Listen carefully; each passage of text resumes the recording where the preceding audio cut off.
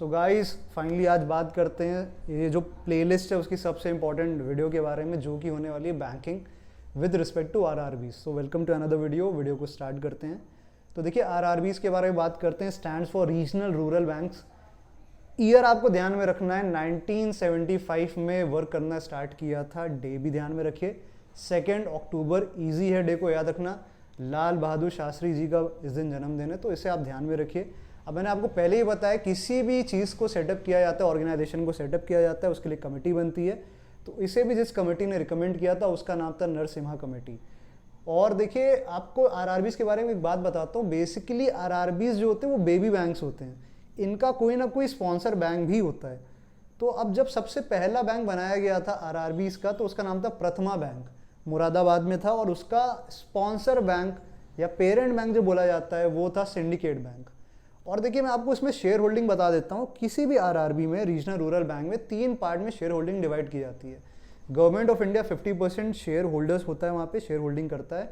35% वहाँ पे होता है स्पॉन्सर बैंक का, और 15% होता है स्टेट गवर्नमेंट का। तो इस चीज़ को आप ध्यान में रखिए। आप जिस भी स्टेट से आप इंटरव्यू देने जा रहे हैं, वहाँ पे कितने आरआरबीज और उनके स्पॉन्सर बैंक कौन कौन से हैं, उसे डेफिनेटली पढ़ के जाइएगा। अब देखिए विद टाइम हुआ क्या कि आरआरबीज स्पेसिफिकली रूरल इंडिया की नीड्स को केटर कर रहे थे। तो ये माना गया कि उनके लिए एक सेपरेट रेगुलेटर भी बनाया जाए। इसलिए फिर नाबार्ड को रिकमेंड किया गया। अब इसे भी एक कमेटी ने रिकमेंड किया था, जिसके चेयरमैन थे बी शिवारमन, और इसीलिए उसे बी शिवारमन कमेटी बोला जाता है। नाबार्ड का फुल फॉर्म है national bank for agriculture and rural development. 1982 में काम करना स्टार्ट किया। इसका हेडक्वार्टर है मुंबई में, ठीक है। तो हेडक्वार्टर्स ध्यान में रखिए, मुंबई में हेडक्वार्टर्स है।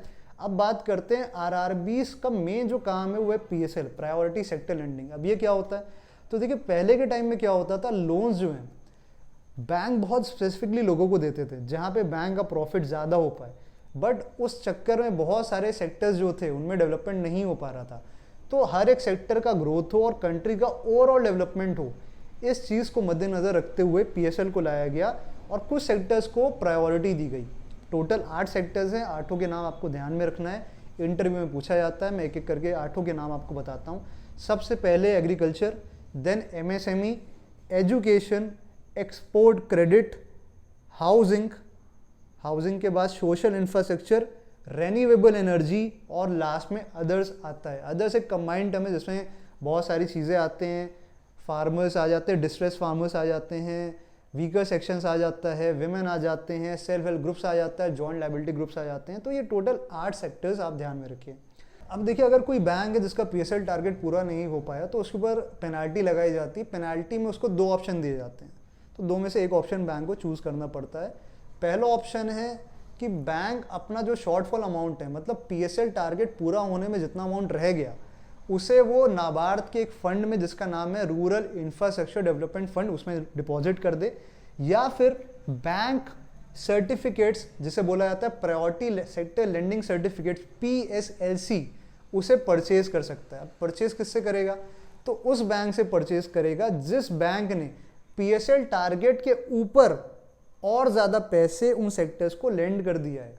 मानिए 2 बैंक हैं, एक बैंक ने पीएसएल टारगेट ओवर अचीव कर दिया, तो वो सर्टिफिकेट्स रिलीज करेगा और उन सर्टिफिकेट्स को वो बैंक बाय करेगा जिसने पीएसएल अपना कंप्लीट नहीं किया था।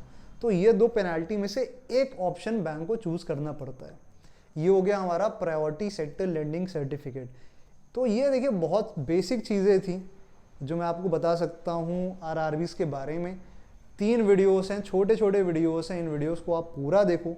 बैंकिंग जितना इम्पोर्टेंट था वो आपका इन 3 वीडियोस से कवर हो जाएगा। मिलते हैं आगे के वीडियोस में, तब तक के लिए ऑल द वेरी बेस्ट।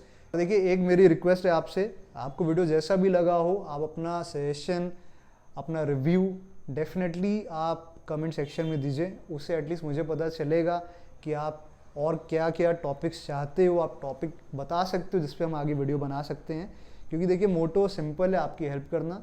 तो मिलते हैं नेक्स्ट वीडियो में। Thank you, all the very best.